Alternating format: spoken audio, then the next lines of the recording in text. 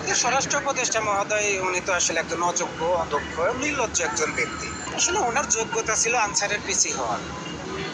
ওনাকে শুধু শুধু আপনারা নিয়ে অত বড় একটা চেয়ারে বসাই দিয়েছেন। এখন চেয়ারটাও যেরকম একটু শক্ত হয়ে গেছে, এসিটাও ঠান্ডা হয়ে গেছে, ব্যাককল একটা। থানা থেকে অস্ত্র লুট হয়ে গেছে, র্যাবের যতগুলো তখন কর্মকর্তা ছিল তাদেরকে অ্যাক্টিভ করার সাথে সাথে অস্ত্রগুলো, থানার অস্ত্রগুলো লুট করা, ওই অস্ত্রগুলো ফিরিয়ে আনা সম্ভব ছিল। উনি কি করলেন, ঘোষণা দিয়ে দিলেন যে অস্ত্রগুলো যদি পাবলিক আমাদেরকে উদ্ধার করে দেয় কিংবা পাবলিক যদি আমাদেরকে সহযোগিতা করে তাদেরকে আর্থিক পুরস্কৃত করা হবে। এই যে কত বড় ব্যাককল, মানে এই এত বড় মানে এখন হাদি ভাই অসুস্থ তো গালিটা দিতে পারতেছি না।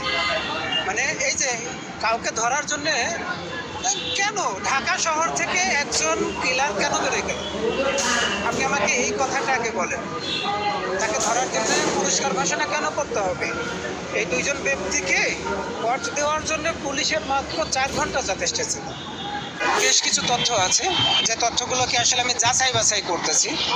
যাচাই বাছাই না করলে কি হবে, তথ্য বিভ্রাট হয়ে যাবে। অনেকে আমাকে বিশ্বাস করে, বিশেষ করে গোপালগঞ্জের ওই ঘটনার পর থেকে অনেকে আমাকে বিশ্বাস করে যে আমার কাছে বেশ কিছু নিউজ থাকে যেগুলো একেবারে অ্যাকুরেট।